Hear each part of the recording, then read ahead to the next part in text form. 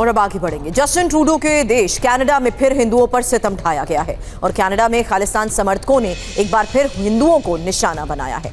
Brampton के हिंदू सभा मंदिर में खालिस्तानी कट्टरपंथियों ने जमकर बवाल किया। मंदिर में आए हिंदुओं के साथ मारपीट हुई, लाठी डंडों से हमला हुआ, मंदिर में तोड़फोड़ की गई, नारेबाजी हुई। करीब आधे घंटे तक मंदिर में अफरा तफरी का माहौल रहा। कनाडा के ब्रैम्पटन में हिंदू सभा मंदिर में हमले में सिख फॉर जस्टिस की भूमिका पर शक है। बड़ी खबर आपको बता रहे हैं, जहां सिख फॉर जस्टिस के बैनर तले जमा हुए थे खालिस्तानी और ब्रैम्पटन के हिंदू सभा मंदिर पर हिंदुओं पर हमले को अंजाम दिया गया। हिंदू श्रद्धालुओं से मारपीट को लेकर खबर है। हिंदुओं पर लाठी डंडों से हमला हुआ। देखिए उस वक्त की तस्वीर।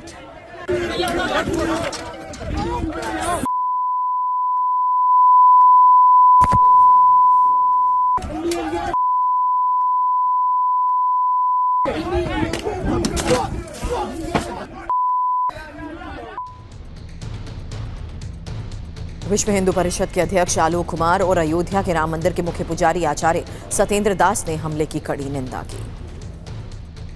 पर हमको ऐसा लगता है कि अपने राजनीतिक हितों के कारण वहां के प्रधानमंत्री जस्टिन ट्रूडो और उनकी सरकार ने खालिस्तानी आतंकवादियों के आगे घुटने टेक दिए, सरेंडर कर दिया है। उन्हीं के दबाव में वो भारत और भारत के गृह मंत्री पर अनर्गल आरोप लगा रहे। ये घटना बहुत चिंताजनक है। वहां के हिंदुओं ने अगर अपनी सुरक्षा के लिए खुद व्यवस्थाएं शुरू कर दी तो उसकी जिम्मेवारी कनाडा की लापरवाह सरकार पर होगी। कनाडा के जो लोगों ने आतंकवाद फैला रहा है और जहां हिंदू मंदिरों पर, हिंदू आस्था पर, हिंदुओं के ऊपर इस प्रकार से आक्रमण हो रहे हैं, उस पर बहुत ही निंदनीय है। बहुत घोर निंदा करना चाहिए और स्वयं सरकार को करना चाहिए और सरकार को इस प्रकार से लगाना चाहिए, दबाव देना चाहिए कि कनाडा के शासन उन अपराधियों को पकड़े और उनको कठोर से कठोर दंड दे। कि इसी खास चुनाव को देखते हुए मेरे सहयोगी मनीष झा इस वक्त हमें ज्वाइन कर चुके हैं। और मनीष, अमेरिकी चुनावों के मद्देनजर ये बहुत इंटरेस्टिंग फैक्ट्स इस वक्त सामने आ रहे हैं। सर्वे के आधार पर कांटे की टक्कर देखने को मिल रही है। इसी को लेकर आपसे सवाल करूं उससे पहले सीधे इंफॉर्मेशन वॉल का भी रुख करूंगी, क्योंकि न्यूयॉर्क टाइम्स और सिएना कॉलेज पोल के इस सर्वे के नतीजे आखिर है क्या, क्योंकि मार्जिन देखिए किस तरीके से इसमें बहुत कम बचा है। नेवादा, नॉर्थ कैरोलिना के साथ साथ विस्कॉन्सिन का ये इनपुट आपके सामने, जो सर्वे के मुताबिक डेटा शो कर रहा है कि डोनाल्ड ट्रंप 46%, जबकि कमला हैरिस 49% और नॉर्थ कैरोलिना में भी 46%, जबकि उनसे 2% ज्यादा 48% की बढ़त के साथ कमला हैरिस आगे हैं और विस्कॉन्सिन में 47% और यहां भी कमला हैरिस 49% के साथ फिलहाल आगे हैं। लेकिन जॉर्जिया के साथ साथ पेंसिल्वेनिया, मिशिगन और एरिजोना में भी हम देख रहे हैं कि बहुत कम मार्जिन यहां पर बचा है। जबकि मिशिगन में तो देखिए दोनों 47% पर नजर आ रहे हैं, जबकि पेंसिल्वेनिया में 48% दोनों के फेवर में जाता हुआ नजर आ रहा है और जॉर्जिया 1% का यहां पर डिफरेंस है, जबकि एरिजोना में देखिए ट्रंप आगे नजर आ रहे हैं 49% के साथ। तो ये न्यूयॉर्क टाइम्स की तरफ से किए गए एक सर्वे के आधार पर जो डेटा इस वक्त सामने आया है ये आपने देखा। लेकिन अब ये इंफॉर्मेशन आपके सामने, क्योंकि अमेरिकी चुनावों में निर्णायक स्विंग स्टेट्स कौन कौन से हैं और वहां पर कब किसकी जीत हुई, ये इंफॉर्मेशन आपके सामने रख रहे हैं। जहां पेंसिल्वेनिया में देखिए 2020 में डेमोक्रेट्स को जीत हासिल हुई थी और ये ओवरऑल बैकग्राउंड इसलिए भी आपके लिए समझना बहुत जरूरी है क्योंकि यहां देखिए किस तरीके से पारंपरिक रूप से स्विंग स्टेट के तौर पर विस्कॉन्सिन भी माना जाता है। और ये इंपॉर्टेंट इंफॉर्मेशन उस लिहाज से आपके सामने जिसमें ये समझिए कि कैसे ये स्विंग स्टेट निर्णायक भूमिका निभाते हुए नजर आए हैं। इसलिए 2016 में रिपब्लिकन और 2020 में डेमोक्रेट्स को मिशिगन में जीत हासिल हुई थी, जबकि 2020 में डेमोक्रेट्स को एरिजोना में जीत हासिल हुई थी और 2020 में डेमोक्रेट्स की जीत जॉर्जिया में भी देखने को मिली थी। लेकिन इस बार क्या होता है इस पर सबकी नजर है। नॉर्थ कैरोलिना में भी दोनों पार्टियों के बीच करीबी मुकाबला देखने को मिला था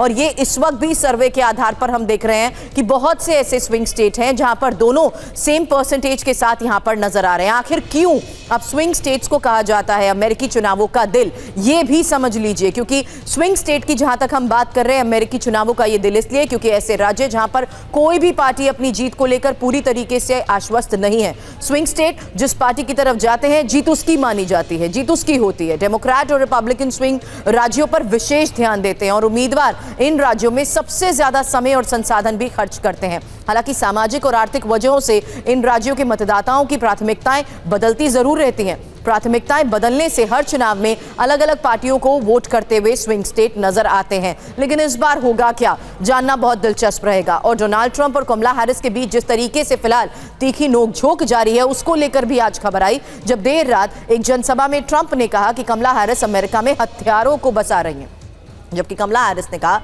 कि अब ट्रंप की बांटने और डराने की राजनीति को बदलने का समय आ गया है। सीधे न्यूयॉर्क रुक करते हैं, मेरे सहयोगी मनीष झा मेरे साथ है। मनीष, समय भी बता दीजिए कितना हो रहा है और इस समय के साथ साथ लोगों के साथ हुआ आपका संवाद, क्या निकल कर सामने आया? बिल्कुल सुरभि, देखिए इस वक्त न्यूयॉर्क में सुबह के 3:45 हो रहे हैं, लेकिन अमेरिका को ये उम्मीद है कि अगले 24 घंटे के बाद एक नया दिन, एक नया सवेरा इस देश के लिए आएगा। हालांकि अगर देखें तो दोनों ही उम्मीदवार जिस तरीके से बातें कर रहे हैं, यानी कि ट्रंप के हिसाब से तो अगर कमला हैरिस जीती तो फिर जो गैर कानूनी तरीके से लोग आए हैं वो अमेरिका पर कब्जा कर लेंगे और अमेरिका में जो गोरे और अमेरिकी पुरुष हैं जिनका मानना है कि वो जन्मांतर से अमेरिका में ही रहते आए थे, वो सब खतरे में पड़ जाएंगे। वहीं दूसरी तरफ कमला हैरिस मानती हैं कि अगर डोनाल्ड ट्रंप दोबारा से व्हाइट हाउस में गए तो फिर अमेरिका की खैर नहीं। लेकिन बात यह है कि आप सोचिए कि जो अमेरिका पूरी दुनिया में युद्ध करा रहा हो, उस अमेरिका के बारे में यह कहा जा रहा है कि यहां पर बाहर से आने वाले लोग यहां पर खून खराबा कर रहे हैं। इसमें कितनी सच्चाई है इसको अलग से विश्लेषण किया जाएगा। लेकिन अब जबकि 24 घंटे महज रहे हैं उस निर्णायक दिन के, यानी कि उस मंगलवार के, जब यह तय होगा कि व्हाइट हाउस में अब किसे गद्दी दी जाए, जब यह तय होगा कि अमेरिका क्या नया इतिहास लिखेगा एक महिला को राष्ट्रपति बनाकर, या फिर एक राष्ट्रपति को जो तीसरी बार चुनाव लड़ रहे हैं और तीसरी बार में अगर जीतकर वो दोबारा से राष्ट्रपति बन पाएंगे। लेकिन इन सब के बीच अगर आप देखें तो लोगों में जरूर वोटिंग को लेकर बेहद उत्साह है। लोगों से बात करता हूं, उनका कहना है कि बरसों बाद ऐसा मौका आया है जब लोग बढ़ चढ़कर जो है सो वोट देने के लिए निकल रहे हैं और तमाम तरह की उसके लिए ऑफर भी दिए जा रहे हैं। टैक्सी वाले तक छूट दे रहे हैं कि आप वोट करने जाइए तो आपको रियायत मिलेगी। वहीं एलन मस्क जैसे लोग हैं जो कि $47 से लेकर 10 लाख डॉलर तक इनाम देने के बहाने ट्रंप के लिए के समर्थन में मतदाताओं को लुभा भी रहे। आपकी इसी पर मैं एक रिपोर्ट भी दिखा देती हूँ, क्योंकि जो इन्फॉर्मेशन अभी तक सामने आई है उसके मुताबिक अमेरिकी चुनाव में एलन मस्क ने अनोखा दाव लगाया है और दुनिया के सबसे अमीर इंसान एलन मस्क रिपब्लिकन है और डोनाल्ड ट्रंप का खुलकर समर्थन कर रहे हैं। मस्क ने डोनाल्ड ट्रंप के पक्ष में मतदाताओं को जोड़ने के लिए एक नई स्कीम शुरू की है। मस्क की संस्था अमेरिका PAC ने घोषणा की है कि ट्रंप के समर्थन में साइन करने वालों को $47 यानी 4,000 रुपए से $1 मिलियन यानी 8 करोड़ रुपए तक की इनामी राशि मिल सकती है। ये अभियान स्विंग स्टेट्स के मतदाताओं के लिए तैयार किया गया है। एलन मस्क की संस्था का लक्ष्य है कि इन राज्यों से 10 लाख पंजीकृत मतदाता ट्रंप के पक्ष में साइन करें। हाल ही में कुछ लोगों को $1 मिलियन की राशि मिली भी है, जो इस ऑफर की विश्वसनीयता को भी जाहिर करते नजर आए। और इसी का जिक्र आप मनीष यहाँ पर अभी कर भी रहे थे। मैं एक सवाल उस आधार पर कर रही हूँ क्योंकि जो पीपल कनेक्ट बनाने की कमला हैरिस कोशिश कर रही हैं, क्या उसका भी इम्पैक्ट है? और क्या इस तरीके की स्कीम या आर्थिक तौर पर मुद्दों के साथ लोगों के बीच जाते हुए हार्श कमेंट्स किए गए हैं, स्टेटमेंट्स दिए गए हैं, उन्हें भी कमला हैरिस ने लोगों के बीच जाके इनकैश करने की कोशिश भी की है? देखिए, भारत में अगर इस तरह का ऑफर दिया जाता तो मुझे यकीन है कि चुनाव आयोग उस राजनीतिक दल पर हमेशा के लिए प्रतिबंध लगा देता।